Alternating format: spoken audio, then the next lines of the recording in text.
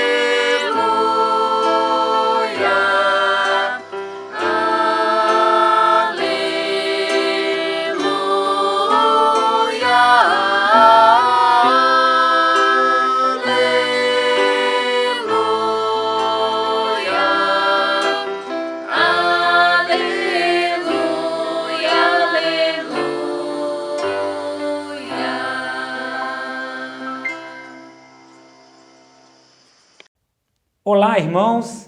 É muito bom ter a oportunidade de mais uma vez estar aqui com vocês para poder compartilhar mais um pouco acerca da Palavra de Deus. Esta série de estudo que nós estamos tendo, ela é baseada no livro Meu Coração, Minha Vida, Meu Tudo, de William MacDonald, onde nós somos desafiados a assumir um compromisso total com o Senhor Jesus, que fez uma obra maravilhosa por nós. Obra esta que deve ter em nossos corações a dimensão exata do que ela significou, pois somente assim nós teremos condições de viver realmente refletindo um coração grato por esta tão grande obra realizada. Este é o terceiro tema desta série, um compromisso total com Cristo. Os dois primeiros temas que nós já estudamos foram o amor e a lógica do compromisso e o compromisso de acordo com as Escrituras. Esses estudos estão disponíveis no nosso canal. Se você ainda não assistiu, você pode fazê-lo. Nessa lição de hoje, nós vamos nos ater ao chamado superior do comprometimento. Ao pensarmos em comprometimento, existe um evento que nos serve de exemplo para analisar um nível de comprometimento extremamente elevado por parte de seus participantes. E este evento são as Olimpíadas. Nela, nós temos os maiores exemplos de comprometimento do ponto de vista humano. A cada 4 anos acontecem os Jogos Olímpicos. As próximas Olimpíadas aconteceriam na cidade de Tóquio, no Japão, ainda este ano. Porém, por causa desta pandemia, os Jogos foram transferidos para o ano de 2021. As Olimpíadas contarão com 33 modalidades esportivas, com a expectativa de participação de mais de 11 mil atletas, os quais estarão representando mais de 204 países. Esses atletas, em sua maioria, são ainda jovens, sendo os melhores de cada país em sua modalidade esportiva, formando o grupo dos melhores atletas do mundo. E isso explica o grande investimento em dinheiro de muitos países nesses jovens. Mas como esses jovens excepcionais são separados do grande grupo? Sem dúvidas, um grande atleta tem habilidades naturais. Seus corpos possuem a exata combinação de mente e músculos para a prática do esporte. Mas aí eu pergunto, apenas isto basta? Talvez, se a nossa análise fosse restrita a um ambiente amador e com baixa competitividade, a resposta poderia ser sim. Mas, em se tratando de esporte profissional e muito mais ainda dos Jogos Olímpicos, isto apenas não basta. Para chegar aos Jogos Olímpicos, os atletas treinam quase que interminavelmente. Por exemplo, um nadador, em geral, ele treina 10 horas por dia, sendo 6 dias por semana, aproximadamente por 17 anos. Esse tipo de disciplina é típica de vencedores.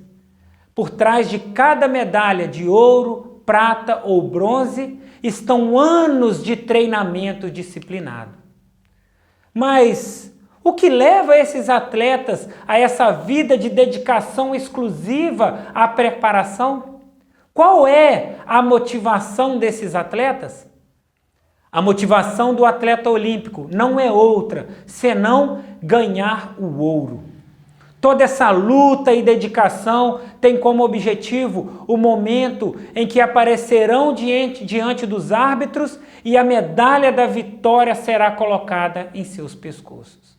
Juntamente também com isso, existe a expectativa da fama, do dinheiro vindo de acordos de patrocínio e também da idolatria que virá por parte da torcida. Por tudo isso, suas mentes estão focadas. Eles não perdem tempo com coisas triviais. Se forem ginastas, por exemplo, estão se dedicando a aperfeiçoar suas séries. A verdade é que nenhuma dor ou fraqueza pode interferir em seu objetivo. Muitos dos relacionamentos das suas vidas ficam em segundo lugar, pois uma coisa apenas ocupa suas mentes. O quê? Aquela medalha de ouro. A motivação os leva também a subjugarem seus corpos e suas vontades. Suas comidas e bebidas preferidas, festas e eventos sociais não têm lugar durante sua preparação. Para vencer, o atleta tem que se controlar em tudo. Cada esporte tem seu preço a ser pago, sua própria língua, suas próprias exigências. E os atletas vivem isso tudo em sua plenitude, sendo este um preço a ser pago para o seu êxito. Passando então toda essa fase preparatória, chega-se à fase eliminatória, onde, um a um, os aspirantes são eliminados até que o melhor atleta ou a melhor equipe seja confirmada como classificada. Passada então a fase eliminatória, finalmente começam os Jogos Olímpicos. E esse é o auge de todo o treinamento. É uma oportunidade, às vezes única, pela qual o atleta luta, trabalha, treina e sonha. De acordo com o que vão acontecendo as disputas, nós podemos ver nos atletas a expressão de determinação. Vemos eles dando tudo de si, e como se não bastasse apenas todo esse esforço e superação, ainda é necessário que as regras da sua modalidade sejam seguidas, pois qualquer desvio resultará na perda de pontos e poderá custar-lhes a medalha. A competição exige dos atletas se livrarem de tudo que é desnecessário, de tudo que possa causar-lhes sobrecarga, pois os esportes exigem daqueles corpos enorme resistência. Aqueles corpos levam uma terrível surra, mas não se detêm. Sem dor, sem resultado. Nenhum preço é caro demais. Acontece que para a maioria dos atletas a vitória não vem. E na maioria das vezes, aqueles que não conseguem vencer desabam chorando angustiados, parecendo que anos de preparação se foram pelo ralo em poucos segundos. O desejo pela vitória é tão grande que às vezes atletas se sacrificam competindo contundidos. E algumas vezes esses esforços são recompensados com a vitória, que significa a medalha de ouro. De fato, os vencedores vivem um momento de grande alegria quando se colocam de pé e ouvem o hino nacional de seus países. Isso é a consumação de anos de treinamentos. É a conquista de sua medalha, o alcançar do prêmio desejado. Agora, dito essa introdução, eu convido a todos para que nós façamos essas aplicações para as nossas vidas espirituais, pois as semelhanças e contrastes são marcantes. Deus também está procurando os melhores competidores, porém, nesse caso, os melhores não são aqueles a quem o mundo escolheria. Pelo contrário, podem ser os que o mundo consideraria tolos, fracos, comuns, desprezíveis, ninguéms. 1 Coríntios capítulo 1, versículos 27 e 28 nos diz: mas Deus escolheu as coisas loucas do mundo para envergonhar os sábios, e escolheu as coisas fracas do mundo para envergonhar as fortes. Ele escolheu as coisas insignificantes do mundo, as desprezadas e as que nada são, para reduzir a nada as que são. Para Deus, os considerados melhores são aqueles que lhes dão o seu melhor. O que considera digno de tudo o que tem e são. E por isso, os cristãos também têm que treinar. Porém, o nosso treinamento não é físico, é espiritual. Deus nos chama para a prática da santidade. Salmo 147, versículos 10 e 11 nos diz: não é a força do cavalo que lhe dá satisfação, nem é a agilidade do homem que lhe agrada. O Senhor se agrada dos que o temem, dos que colocam a esperança no seu amor leal. 1 Timóteo 4 e 8 diz: o exercício físico é pouco proveitoso, a piedade, porém, para tudo é proveitosa, porque tem promessa da vida presente e da futura. Isso significa, então, nos retirarmos da poluição auditiva do mundo, gastar tempo com a palavra, orar, meditar e estudar. Significa ter uma vida de obediência firme à palavra de Deus, como um atleta obedece ao seu treinamento. 1 Coríntios capítulo 9, versículos 24, 26 e 27 nos diz: vocês não sabem que dentre todos os que correm no estádio, apenas um ganha o prêmio? Corram de tal modo que alcancem o prêmio. Sendo assim, não corro como quem corre sem alvo, e não luto como quem esmurra o ar, mas esmurro o meu corpo e faço dele meu escravo, para que depois de ter pregado aos outros, eu mesmo não venha a ser reprovado. Podemos notar pelo versículo que Paulo não corria com incertezas, mas ele estava focado. Ele mantinha seu alvo em mente e corria diretamente em sua direção. Ele não esmurrava o ar, perdendo tempo e esforço com golpes inúteis. Ele tentava fazer valer cada movimento para o reino. Ele disciplinava e subjugava o seu corpo. Paulo poderia ter sido displicente e ter cedido à carne e ter satisfeito os seus caprichos e desejos.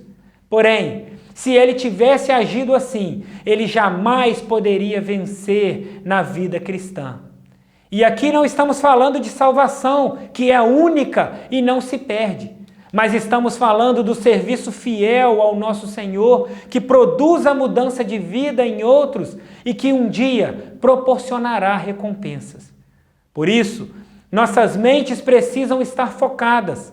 Devemos olhar para Jesus, o autor e consumador da nossa fé, como lemos em Hebreus capítulo 12, versículo 2. Como um atleta, também precisamos estar dispostos a nos sacrificar. Precisamos estar dispostos a deixar para trás velhas práticas. E toda essa nossa disposição deve ser acompanhada de atitudes práticas que demonstrem realmente ser esse o nosso desejo.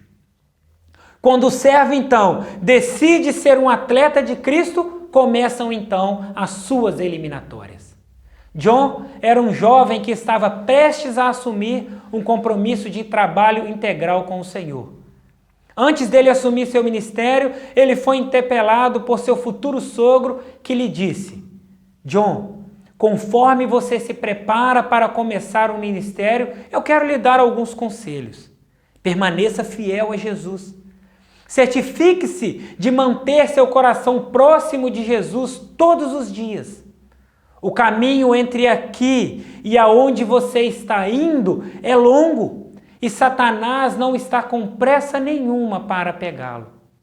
Tenho notado que apenas 1 de cada 10 que começam a servir ao Senhor integralmente aos 21 anos continuam firmes ao chegar aos 65 anos.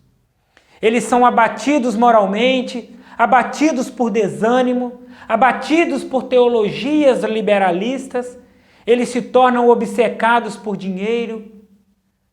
Por uma razão ou por outra, 9 a cada 10 caem fora do caminho. Diante das palavras de seu futuro sogro, John escreveu em sua Bíblia os nomes de 24 de seus amigos e contemporâneos que eram dedicados exclusivamente a Jesus Cristo, comprometidos com o trabalho do Senhor em tempo integral.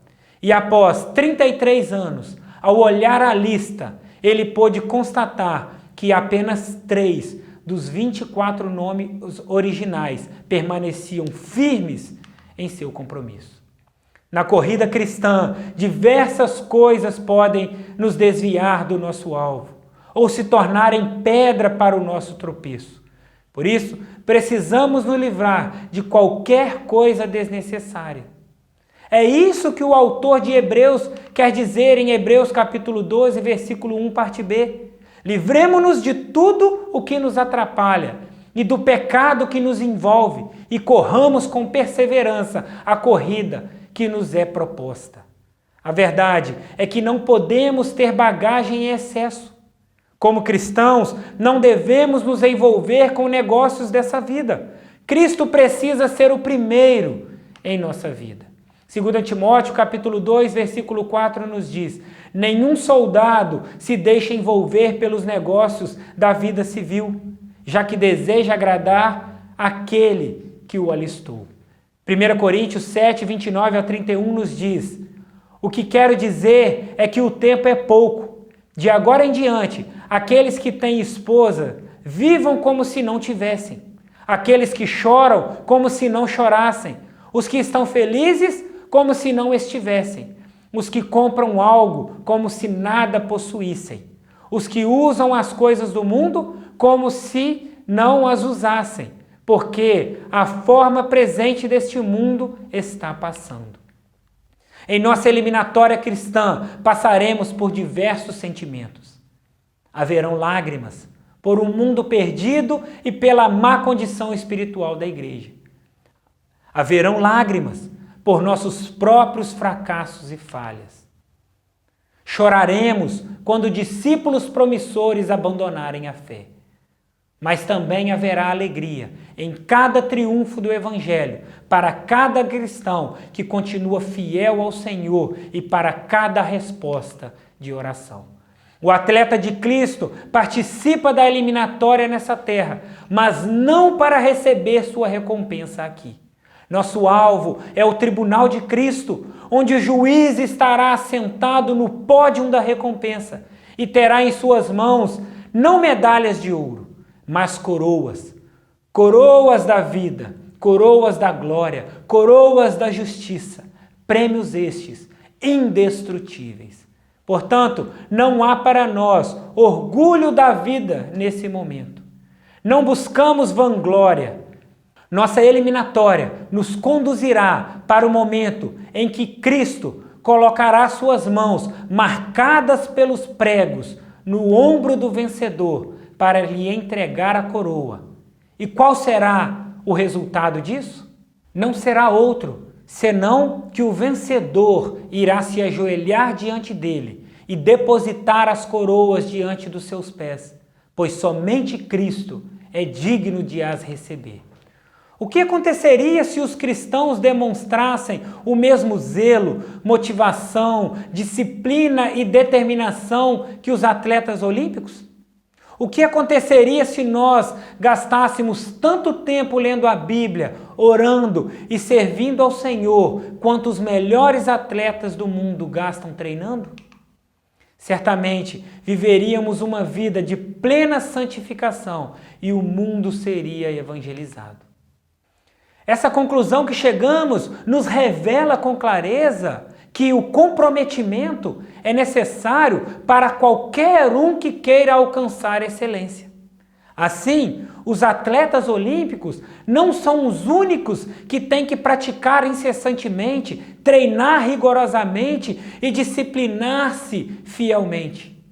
Todos aqueles que querem alcançar êxito precisam estar motivados a dar o seu melhor e aguentar pacientemente, pois as medalhas e prêmios não são para os preguiçosos ou enroladores que andam em marcha lenta. Mas tudo parece tão fácil. Será que é fácil mesmo? Nós vemos músicos em concertos e admiramos suas performances perfeitas. Eles tocam ou cantam com tanta destreza que para nós parece fácil. Porém, o que não percebemos são os anos de treinamentos e concentração que se precisa adquirir para ter essa destreza. Certa vez, alguém perguntou ao famoso pianista Paderewski qual era o segredo de seu sucesso. Ele respondeu: praticar escalas, horas após horas, dias após dias, até que esses pobres dedos quase ficassem completamente desgastados. Sempre me lembro do meu pai conversando comigo sobre futebol e me contando os grandes feitos do Zico, que me maravilhavam. Mas no final de todas as histórias, ele sempre me dizia que isso era fruto de muito treinamento. Segundo ele, após o treinamento do time, quando todos iam embora, Zico colocava sua camisa no ângulo do gol e começava a treinar faltas, incansavelmente, sempre buscando derrubar sua camisa, para assim aprimorar sua pontaria. E qual foi o resultado disso?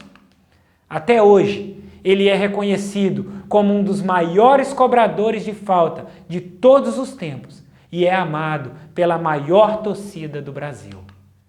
De fato, se ouvirmos a história daqueles que se destacam e que têm se destacado naquilo que fazem, sem dúvidas ouviremos relatos de grande dedicação e esforço para os seus feitos. Sem dúvidas, esses homens estavam ou estão dispostos a investir toda essa energia, zelo e dedicação no que consideram uma causa digna. Comprometimento, na maioria das vezes, cobra de nós sangue, suor e lágrimas. Certa vez, um explorador que fazia uma expedição à Antártida colocou o seguinte anúncio no jornal: procura-se homens para a perigosa jornada. Salário pequeno, frio penoso, longos meses de completa escuridão. Retorno seguro? Duvidoso. Honra e recompensa apenas em caso de sucesso. Diante dos degraus da Basílica de São Pedro em Roma, Garibaldi disse aos homens reunidos ao seu redor: não lhes ofereço nem salário nem provisões, lhes ofereço fome, sede, marchas forçadas, batalhas e morte. Que aquele que ama seu país de coração e não apenas com sua boca, me siga. Temos outros exemplos. Um golfista de elite, por exemplo, dá tacadas até que suas mãos sangrem e não consigam continuar. No dia seguinte, começa tudo de novo. E no dia seguinte, de novo e de novo. E depois disso, ele joga partidas todos os dias, até que finalmente chega o momento em que ele sabe o que está fazendo ao bater na bola.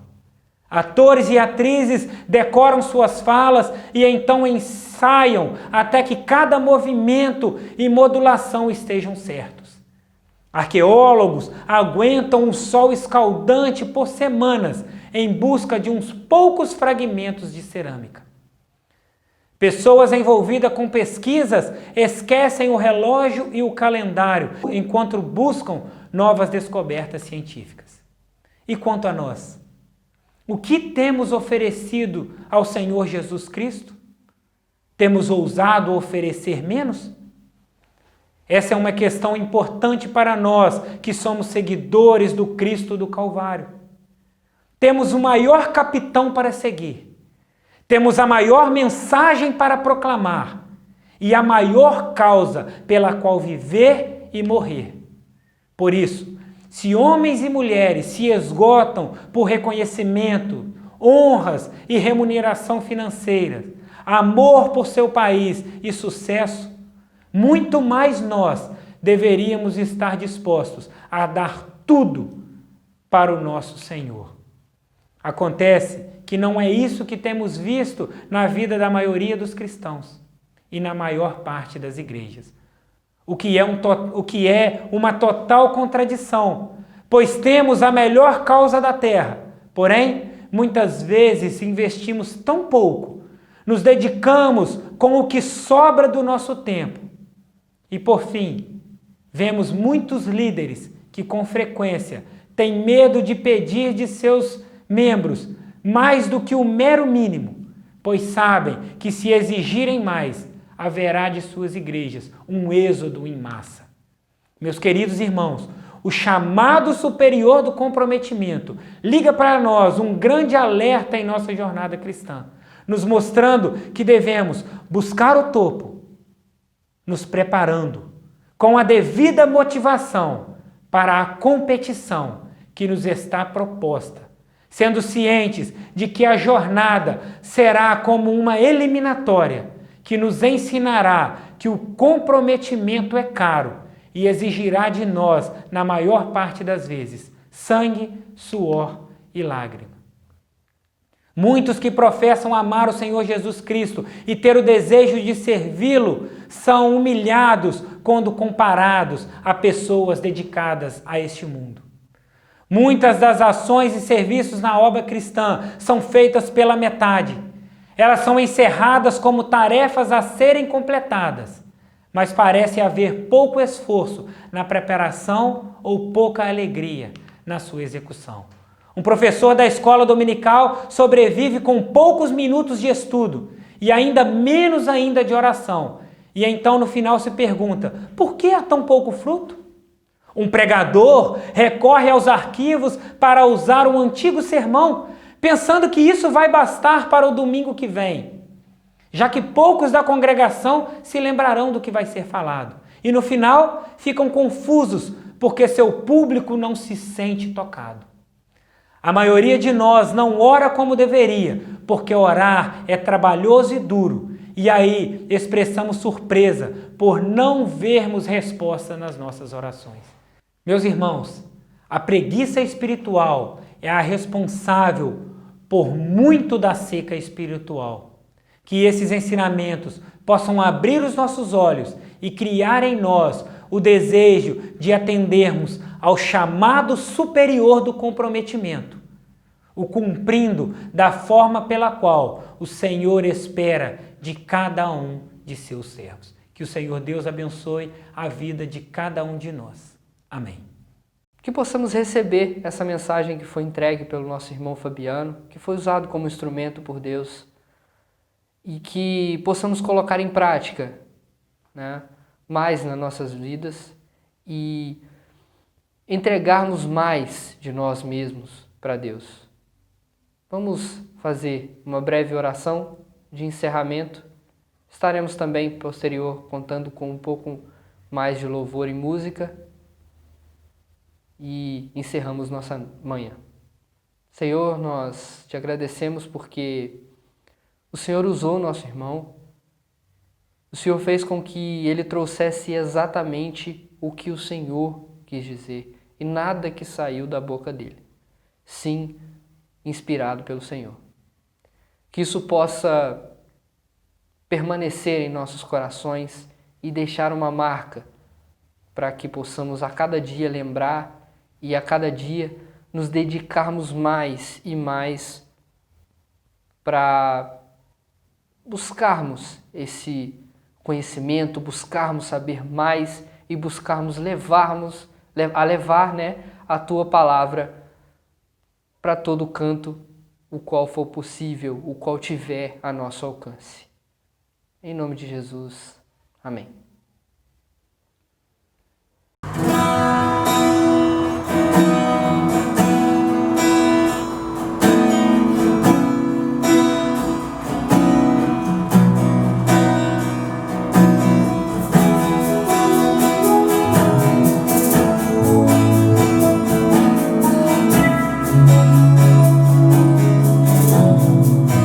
Só em Jesus eu verei.